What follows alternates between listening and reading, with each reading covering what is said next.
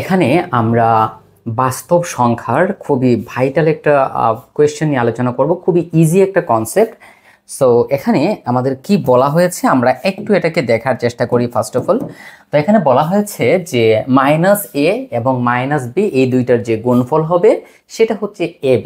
দেখেন ভাই, আমরা এগুলো জানি যে -a -b গুণ করলে abe হবে, এটাই একেবারে স্বাভাবিক বিষয়। যেখানে a এবং b দুইটা হচ্ছে রিয়েল নাম্বার।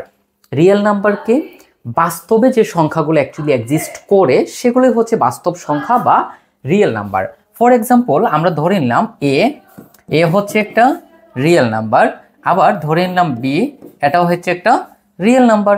তাহলে আপনাকে মনে রাখতে হবে যে এ এবং বি যদি রিয়েল নাম্বার হয় তাহলে -এও অবশ্যই একটা রিয়েল নাম্বার হবে, -b অবশ্যই একটা রিয়েল নাম্বার হবে। প্রশ্ন হচ্ছে কিভাবে। ফর এক্সাম্পল, আমরা ধরে নিলাম a সমান 5, হিসাবের সুবিধার জন্য আমরা ধরে নিলাম a সমান 5।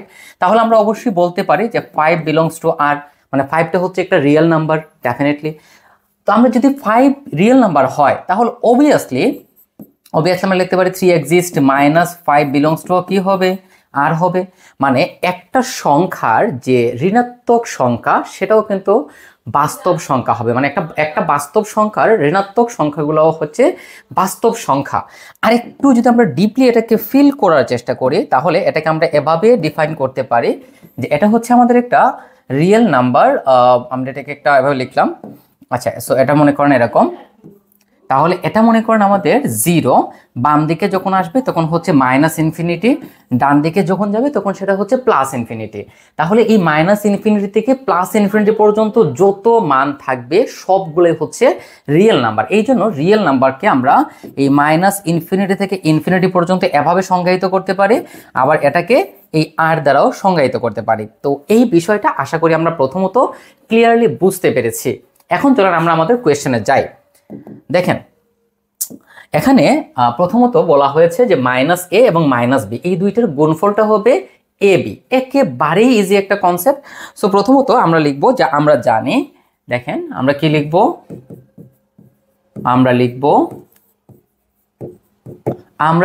আমরা কি জানি দেখেন, আমরা জানি যে for example a belongs two r, মানে এখানে দেয়া আছে a এবং b বিলংস টু হচ্ছে r।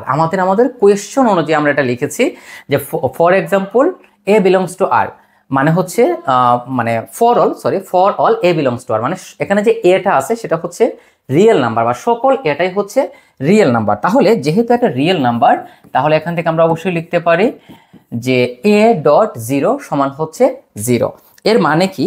এর মানে হচ্ছে পৃথিবীতে যত রিয়েল নাম্বার এক্সিস্ট করে তার সাথে যদি আপনি 0 গুণ করেন তাহলে সেই গুণফলটা ডেফিনেটলি 0 হবে। যে কোনো রিয়েল নাম্বারের সাথে 0 গুণ করলে সেটা 0ই হবে। এখন দেখেন,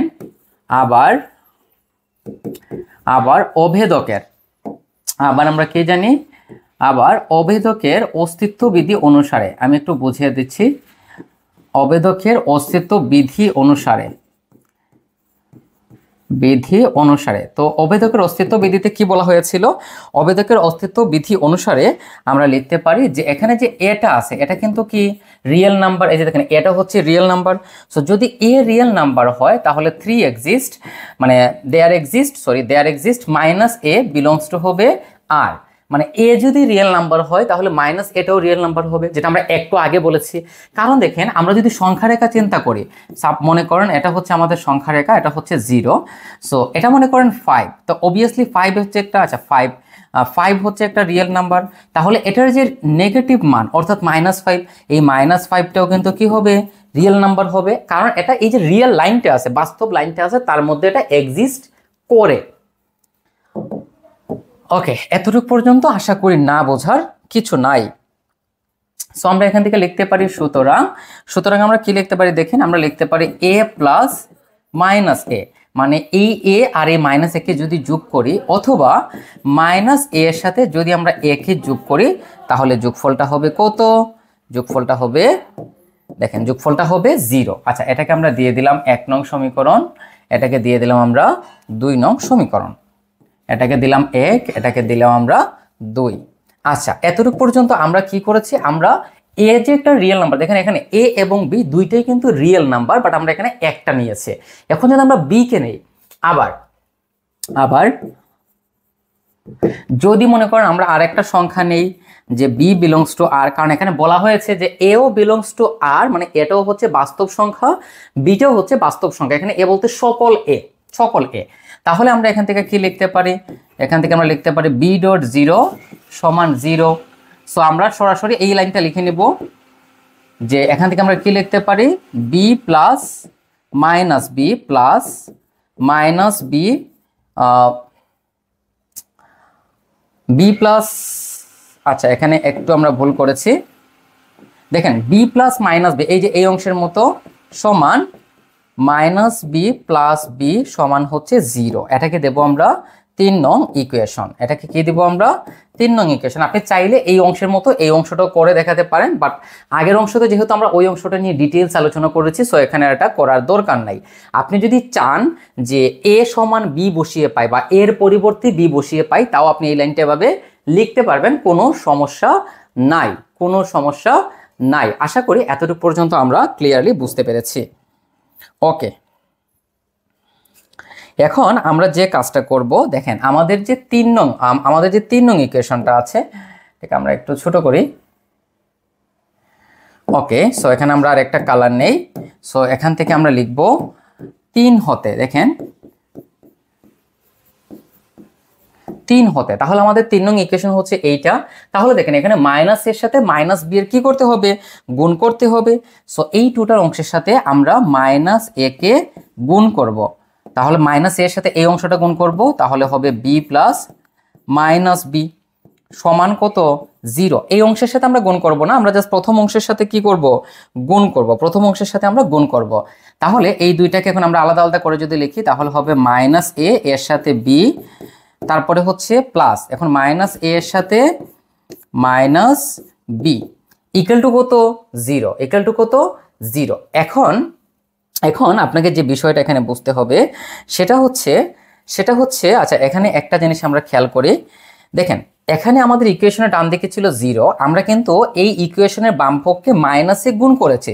সো এটার সাথেও আপনাকে মাইনাস এ গুণ করতে হবে, সহজ বিষয়। এই অংশের সাথে দেখেন, এটাকে আমরা একটু অন্য কালার দিয়ে দেখাই। মনে করেন এই অংশের সাথে যখন আপনি মাইনাস এ দ্বারা গুণ করবেন, তখন এই অংশের সাথেও আপনি মাইনাস এ দ্বারা গুণ করবেন, কারণ এখানে মাইনাস এটা প্রথমে আছে। প্রথমে যেটা থাকবে বাম দিকে, যেটা থাকবে বাম দিকে, সেটাকে বাম দিকেই আপনার লিখতে হবে। সো এখানে বাম দিকে আমরা লিখে নিলাম।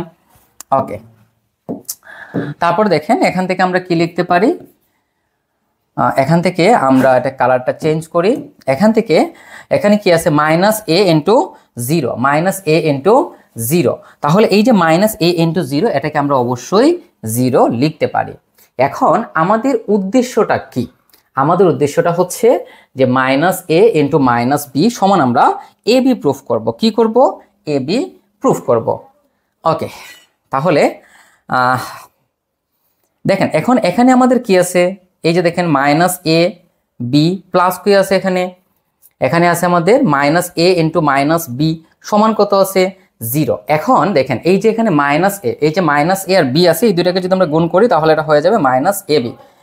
তাহলে এটাকে আমরা কি লিখতে পারি, এটাকে আমরা লিখতে পারি মাইনাস এ বি। তারপর দেখেন এই যে এই দুটাকে গুণ করলাম, আর এটাকে যেভাবে আছে সেভাবে লিখে দিব, অর্থাৎ মাইনাস এ ইন্টু মাইনাস বি। এখন ডান দিকে দেখেন কি আছে, 0।